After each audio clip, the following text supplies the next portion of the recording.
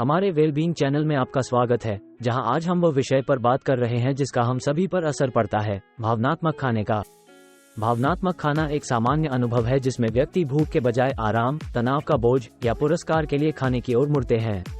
ये कठिन भावनाओं का सामना करने के लिए एक संबोधन यंत्र है, लेकिन यह अस्वस्थ खाने की आदतों का परिणाम देता है और हमारे स्वास्थ्य और भलाई को नकारात्मक दिशा में प्रभावित कर सकता है। इस वीडियो में हम भावनात्मक खाने को निर्देशित करने के लिए उपायों की खोज करेंगे, जिससे आप खाने के साथ एक स्वस्थ संबंध बना सकते हैं।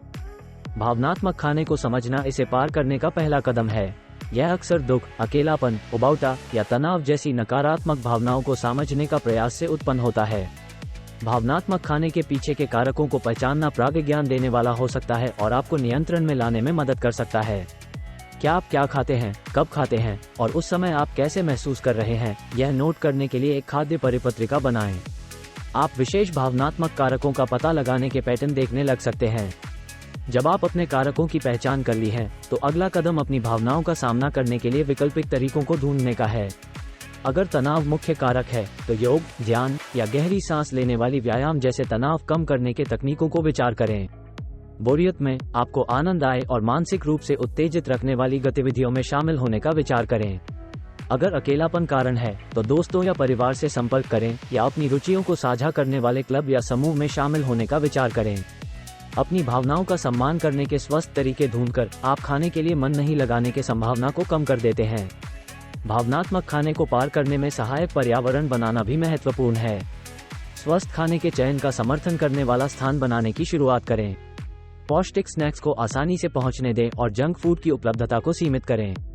जब आप भावनात्मक कारणों के लिए खाने की इच्छा महसूस करते हैं, तो क्षण के लिए रुककर खुद से पूछें कि आप सचमुच क्या महसूस कर रहे हैं और उस समय आपको क्या आवश्यक है। कभी कभी एक छोटी सी सैर, एक कप चाय या कुछ मिनट की जर्नलिंग आपको वह सांत्वना प्रदान कर सकते हैं जिसे आप खोज रहे हैं। मानसिक खाने के खिलवाड़ से लड़ने में आपके आर्सेनल में एक और शक्तिशाली उपकरण है, मानसिक खाने प्रथाओं। सचेतनता का मतलब होता है कि मौजूदा क्षण में पूरी तरह से मौजूद होना और खाने पर लागू किया जाता है। तो ये खाने के अनुभव पर ध्यान देना, हर एक छवि का आनंद लेना और अपने शरीर की भूख और पूर्णता के संकेतों को सुनने की शामिल होता है। इससे आप अपने खाने का आनंद लेने में मदद कर सकते हैं और अधिक खाने से बच सकते हैं। टीवी या स्मार्टफोन जैसी व्यवधानों के बिना खाने का प्रयास करें और अपने खाने की बनावटों, स्वादों और अनुभवों पर ध्यान केंद्रित करें। आखिरकार, अपने आप से मिलाजुल करें। मानसिक खाने को पार करना एक यात्रा है और रास्ते में आपके पीछे हटने के लिए टूटती बदलें हो सकती हैं। स्वयं संवेदनशीलता का अभ्यास करें और यह पहचानें कि हर दिन अपने स्वास्थ्य और भलाई को समर्थन देने वाले चुनौतियों का समर्थन करने के लिए नई अवसर है। छोटे से छोटे सफलताओं को मनाएं, चाहे वो कितनी ही छोटी क्यों ना हो, और याद रखें कि प्रगति पर परिपूर्णता से ज्यादा महत्वपूर्ण है। समापन में, मानसिक खाने एक जटिल समस्या है, लेकिन जागरूकता और सही रणनीतियों के साथ इसे पार करना संभव है।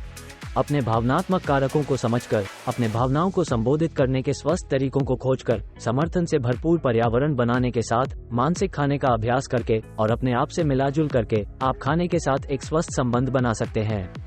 ध्यान दें, खाना हमें पोषण देने के लिए है, भावनाओं के लिए उपयोग के लिए नहीं। हम आशा करते हैं कि यह वीडियो आपकी स्वस्थ खाने की आदतों की ओर आपकी यात्रा में मदद करेगा। वेलबींग और स्वस्थ जीवन के अधिक सुझावों के लिए हमारे चैनल को सब्सक्राइब करने और इस वीडियो को उपयोगी मिल सकने वाले किसी के साथ साझा करने के लिए याद रखें। मिलकर हम भावनात्मक खाने के चुनौतियों का सामना कर सकते हैं और एक खुशहाल, स्वस्थ जीवन की ओर बढ़ सकते हैं। खुश खाना।